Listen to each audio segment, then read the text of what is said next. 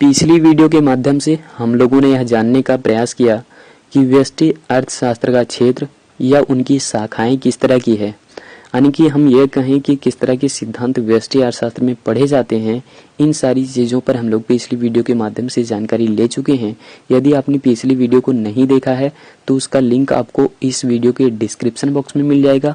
इसके अलावा हमने हमारे यूट्यूब चैनल पर क्लास 12 के नाम से एक प्लेलिस्ट भी बना रखा है, जहां से आप आसानी से सारी वीडियो को देख सकते हैं जो अब तक अपलोड कर दिया जा चुका है। और यदि कोई कंसेप्ट आपको समझ पाने में दिक्कत होती है तो आप हमें कमेंट सेक्शन के जरिए अपने सवाल भी पूछ सकते हैं। आप चाहें तो हमारे दिए गए कॉन्टैक्ट नंबर पर व्हाट्सएप मैसेज भी कर सकते हैं। पिछली वीडियो के कमेंट सेक्शन में 2 ऐसे मैसेज आए थे जिसे हम इस वीडियो में जरूर शामिल करना चाहेंगे, आपके साथ जरूर साझा करना चाहेंगे। तो पहला मैसेज है सोनी शर्मा का। उनका कहना है कि सर ऐसे ही वीडियो बनाए कीजिए, हमें पढ़ाई में हेल्प होती है। तो सोनी, सबसे पहले तो आपको बहुत बहुत धन्यवाद कि आपने अपने विचार हमारे साथ साझा किया। इस तरह की वीडियो हम और भी अपलोड करेंगे, लेकिन आप जो हैं चैनल के साथ बने रहें, दोस्तों के साथ वीडियो को शेयर भी कीजिए, इस तरह के कमेंट भी किया कीजिए, हमें मोटिवेशन मिलती है आपके कमेंट के जरिए, ठीक है। संतोष डीकर का दूसरा मैसेज आया था। संतोष का कहना है कि सर कुछ टॉपिक इंग्लिश में भी बनाएं, हमको कुछ समझने में काफ़ी दिक्कत हुआ। अच्छा भाई, आप इंग्लिश मीडियम के स्टूडेंट हैं, हिंदी से समझ पाने में आपको दिक्कत होती है। हम प्रयास करेंगे कि अगली वीडियो जो भी आती है उसमें हिंदी और इंग्लिश दोनों कंटेंट एक साथ हों, आप बेहतर तरीके से तैयारी करें। वैसे तो आप पिछली वीडियो के माध्यम से व्यष्टि अर्थशास्त्र के बारे में बहुत सारी जानकारी ले चुके हैं। उन सारी जानकारी को आप इस टॉपिक्स के साथ रिलेट करके देखें, जो कि आज का हमारा टॉपिक है व्यष्टि अर्थशास्त्र का महत्व एवं उपयोग। तो आप इसके साथ जोड़िए सारे कंसेप्ट को। उन सारे कंसेप्ट को यदि आप यहाँ पर जोड़ पाते हैं तो आपको ये टॉपिक बेहतर तरीके से समझ में आ जाएगा। आप पिछली वीडियो के माध्यम से यह जान चुके हैं कि व्यष्टि अर्थशास्त्र जो है वो व्यक्तिगत आर्थिक क्रियाओं का अध्ययन करता है, और वह जो व्यक्तिगत आर्थिक क्रिया है ये संपूर्ण अर्थव्यवस्था को प्रभावित नहीं कर सकता, क्योंकि व्यष्टि अर्थशास्त्र जो व्यक्तिगत आर्थिक क्रिया का अध्ययन कर रहा है ये एक छोटा आर्थिक चर है ना। जैसे कि मान लें कि आप कलम का उपभोग कर रहे हैं, तो यदि आप किसी खास कलम का उपभोग कर रहे हैं, उस कलम का उपभोग करने के लिए छोड़ दें तो क्या वो फैक्ट्री बंद हो जाएगी जिस फैक्ट्री से ये कलम बन रहा था? नहीं, क्योंकि जो है आप सिर्फ पूरी अर्थव्यवस्था में एक छोटा सा चर हैं जो कि संपूर्ण अर्थव्यवस्था को प्रभावित नहीं कर सकते। आपके जैसे कई उपभोक्ता अर्थव्यवस्था में हैं जो उस कलम का उपभोग कर रहे हैं, है ना। तो सिर्फ आपने उपभोग करने के लिए छोड़ा है, तो इसकी वजह से जो है वो फैक्ट्री थोड़ी ना बंद होगी। तो इसी तरह की बात हम लोग किस में कर रहे हैं? व्यष्टि अर्थशास्त्र में कर रहे हैं कि व्यष्टि अर्थशास्त्र क्या करता है? व्यक्तिगत आर्थिक क्रियाओं का अध्ययन करता है, और यह जो व्यक्तिगत आर्थिक क्रिया है ये संपूर्ण अर्थव्यवस्था की दृष्टि से देखा जाए तो एक छोटा सा आर्थिक चर है जो कि संपूर्ण अर्थव्यवस्था को प्रभावित नहीं कर सकता। आपको समझ में आ गया होगा बात। तो यदि अब हम बात करें व्यष्टि अर्थशास्त्र के महत्व और उसके उपयोग के बारे में, तो सबसे महत्वपूर्ण जानकारी निकल करके यही आता है कि आर्थिक विश्लेषण में व्यष्टि अर्थशास्त्र का सैद्धांतिक और व्यवहारिक दोनों महत्व है। जैसा कि अभी आपने एग्जाम्पल में देखा, सैद्धांतिक क्या है, व्यवहारिक क्या है, इस बारे में आप जान लीजिए जरा। तो सैद्धांतिक क्या है, आप जान चुके हैं कि व्यष्टि अर्थशास्त्र में व्यक्तिगत आर्थिक क्रियाओं का अध्ययन किया जाता है, लेकिन जब हम लोग उसको वास्तविक जीवन से संबंध बनाते हैं, जैसा कि हम ये कहें कि आप किसी खास कंपनी के कलम का उपभोग करते हैं, यदि उस कलम के उपभोग करने के लिए आप छोड़ दें तो संपूर्ण अर्थव्यवस्था को प्रभावित नहीं कर सकते। तो इस तरह का जो आर्थिक विश्लेषण है वो क्या हो गया? व्यवहारिक हो गया, है ना। इसके माध्यम से आर्थिक नीतियों के निर्धारण में सहायता मिलती है, जिनके द्वारा लोगों के कल्याण में वृद्धि की जा सकती है। वर्तमान समय में भले ही समष्टि अर्थशास्त्र का जो लोकप्रियता है वो बढ़ रहा है, लेकिन फिर भी हम लोग व्यष्टि अर्थशास्त्र के महत्व को नहीं नकार सकते, क्योंकि व्यष्टि अर्थशास्त्र जो है वो मूल्य सिद्धांत अथवा कीमत सिद्धांत अथवा यूं कहें कि प्राइस थ्योरी के नाम से भी जाना जाता है। इस बात को ध्यान में रखना चाहिए कि किसी वस्तु का मूल्य निर्धारण कैसे निर्धारित हो, इस बात की व्याख्या कौन करता है? व्यष्टि अर्थशास्त्र करता है। या फिर साधनों का मूल्य निर्धारण कैसे हो, इस बात की व्याख्या कौन करता है? व्यष्टि अर्थशास्त्र करता है। पूरी अर्थव्यवस्था में आर्थिक कल्याण को कैसे बढ़ाया जा सकता है, इस बात की व्याख्या कौन करता है? व्यष्टि अर्थशास्त्र करता है। तो इन सारी बातों पर ध्यान रखना चाहिए कि इसका महत्व कहाँ पर है और इसका उपयोग कहाँ पर है ना। तो चलिए सारे महत्व को हम लोग एक एक करके स्पष्ट करते जाते हैं। सबसे पहला पॉइंट है कि वस्तुओं एवं सेवाओं के बीच साधनों की वितरण की व्याख्या। तो जहां पर पूरी अर्थव्यवस्था में विभिन्न प्रकार की वस्तुएं हैं, विभिन्न प्रकार की सेवाएं हैं, उन वस्तुओं और सेवाओं के बीच उत्पादन के साधनों का वितरण किस तरह से किया जाता है, इस बात की व्याख्या कौन करता है? व्यष्टि अर्थशास्त्र करता है। यानी कि व्यष्टि अर्थशास्त्र इस बात की व्याख्या करता है कि एक स्वतंत्र अर्थव्यवस्था में या फिर एक स्वतंत्र आर्थिक व्यवस्था में, एक स्वतंत्र आर्थिक व्यवस्था कहने का मतलब क्या है?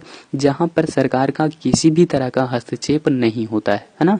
तो वहां पर लाखों उपभोक्ता हैं, लाखों उत्पादक हैं, तो वहां पर किस प्रकार से उत्पादन के साधनों का वितरण जो है हजारों वस्तुओं और सेवाओं के उत्पादन के बीच किया जाता है। तो इस तरह की व्याख्या कौन करता है? व्यष्टि अर्थशास्त्र करता है ना? तो इसका महत्व यहाँ पर है कि नहीं है, सो ध्यान दीजिए, है ना? तो दूसरा महत्व हमारा क्या है, उसको चलते हैं। दूसरा ये पॉइंट है हमारा कि वस्तुओं एवं सेवाओं का उपभोक्ताओं के बीच वितरण की व्याख्या। यानी कि वस्तु और सेवा तो बहुत है पूरी अर्थव्यवस्था में, तो उन सारी वस्तुओं का या फिर उन सारी सेवाओं का किसी उपभोक्ता के बीच किस प्रकार से वितरण होता है, इस बात की व्याख्या कौन करता है? व्यष्टि अर्थशास्त्र करता है। और कैसे करता है? तो उसके लिए एक सबसे महत्वपूर्ण बात होता है कि मूल्य संयंत्र, यानी कि किसी वस्तु का या फिर किसी सेवा का मूल्य निर्धारण यदि सही से कर दिया जाए तो वो जो है निश्चित तौर पर उसका वितरण जो है समाज में सही तरीके से हो सकता है। तो ये प्राइस मैकेनिज्म जो थ्योरी है, इसको आप ध्यान में रख लीजिएगा कि मूल्य संयंत्र की मदद से ही उत्पादित वस्तुओं और सेवाओं का जो है लाखों उपभोक्ता के बीच जो है उपभोग के लिए वस्तु का वितरण किया जाता है, सेवा का वितरण किया जाता है। क्लियर हो गया? तो यदि मूल्य निर्धारण सही तरीके से ना किया जाए तो यहाँ पर जो वितरण की बात की जा रही है कि वस्तुओं का वितरण उपभोक्ताओं के बीच कैसे किया जाएगा, तो ये एक समस्या ही बन करके रह जाता। तो हम उम्मीद करते हैं ये 2 पॉइंट आपको अच्छे से समझ में आ गया होगा। अगला पॉइंट है हमारा मूल्य निर्धारण की व्याख्या। इस बात की जानकारी आप तो पहले ही ले चुके हैं कि किसी वस्तु का मूल्य कैसे तय होता है, किसी उत्पादन के साधनों का मूल्य कैसे तय होता है। तो इन सारी बातों की जानकारी आप किस में पाते हैं? व्यष्टि अर्थशास्त्र में। और इसीलिए तो व्यष्टि अर्थशास्त्र को कीमत का सिद्धांत कहा गया है ना। तो अगला पॉइंट हमारा क्या कि उपभोग एवं उत्पादन में कुशलता की शर्तों की व्याख्या। तो भाई हम लोग वस्तुओं और सेवाओं का उपभोग या फिर उनका उत्पादन तो जरूर करते हैं, लेकिन उसमें इफिशिएंट कैसे हों, यानी कि कुशलता कैसे प्राप्त करें, इस बात की व्याख्या या फिर उन शर्तों की व्याख्या कौन करता है? व्यष्टि अर्थशास्त्र करता है ना। और उन उपायों को भी बतलाता है व्यष्टि अर्थशास्त्र जिनसे अर्थव्यवस्था में अकुशलताओं की समस्या को दूर करके आर्थिक कल्याण को अधिकतम बनाया जा सकता है। अगला पॉइंट क्या कह रहा है? राजस्व अर्थशास्त्र के क्षेत्र में प्रयोग। तो व्यष्टि अर्थशास्त्र का प्रयोग हम लोगों ने देखा कि विभिन्न रूपों में विभिन्न तरह से किया जा रहा है, विभिन्न जगहों पर किया जा रहा है। उसी प्रकार से राजस्व अर्थशास्त्र के क्षेत्र में भी व्यष्टि अर्थशास्त्र का प्रयोग किया जाता है। और राजस्व अर्थशास्त्र है क्या? तो इसमें हम लोग सरकार की आर्थिक गतिविधियों के बारे में जानकारी लेते हैं। उदाहरण के लिए हम लोग ऐसे समझें कि राजस्व के अंतर्गत व्यष्टि अर्थशास्त्र से हम यह जानकारी लेते हैं कि कोई कर लगाने से या फिर कोई टैक्स लगाने से लोगों के आर्थिक कल्याण में कितनी कमी होती है, इस बात की जानकारी हम लोग को किससे मिलता है? व्यष्टि अर्थशास्त्र से। तो इसका यहाँ पर महत्व है या नहीं है ना। इसी तरह से वस्तुओं पर भी टैक्स लगता है, जो आपको पता होगा कि हम लोग जिसे अप्रत्यक्ष कर के भी नाम से जानते हैं या फिर इनडायरेक्ट टैक्स भी कहते हैं, या फिर भारत में अभी आप जीएसटी के रूप में भी जानते हैं। तो वस्तुओं पर टैक्स लगा तो जरूरी नहीं है कि वस्तु यदि क्रेता खरीद रहा है तो क्रेता पर ही संपूर्ण उसका भार, कर का भार पड़ेगा, यह जरूरी नहीं है। कुछ भार जो है विक्रेता पर भी पड़ता है, टैक्स का भार, है ना। तो यहाँ पर कर का जो भार क्रेता के बीच कुछ पड़ रहा है, कुछ विक्रेता पर पड़ रहा है। तो क्रेताओं और विक्रेताओं के बीच किस प्रकार से कर का भार वितरित होता है, इस बात की जानकारी भी हम लोग व्यष्टि अर्थशास्त्र से ही लेते हैं, है ना। इसी प्रकार से हमारा अगला पॉइंट है अंतर्राष्ट्रीय व्यापार के क्षेत्र में प्रयोग या फिर अंतर्राष्ट्रीय अर्थशास्त्र के क्षेत्र में प्रयोग। तो वहाँ पर हम लोग यह जानकारी लेते हैं कि विदेशी व्यापार से क्या लाभ हैं और किस प्रकार के लाभ हैं, और विदेशी व्यापार में जितने भी देश भाग लेते हैं उन देशों के बीच किस प्रकार से लाभों का वितरण होता है। ठीक है, तो इसी तरह की जानकारी हम लोग व्यष्टि अर्थशास्त्र के माध्यम से लेते हैं। तो आपने देखा कि एक व्यक्ति से लेकर के पूरे राज्य स्तर या फिर कह सकते हैं कि अंतर्राष्ट्रीय स्तर पर भी व्यष्टि अर्थशास्त्र का विभिन्न तरह से प्रयोग हो रहा है और वह विभिन्न तरह से जानकारी जो है हम लोगों को देता है। तो व्यष्टि अर्थशास्त्र का इन सभी क्षेत्रों में बहुत उपयोग है, बहुत ही ज़्यादा महत्वपूर्ण। हम कह सकते हैं कि ये एक ऐसा भाग है अर्थशास्त्र का जिसमें हम लोग एक एक व्यक्ति के आर्थिक गतिविधियों के बारे में विस्तार से जानने का मौका मिलता है।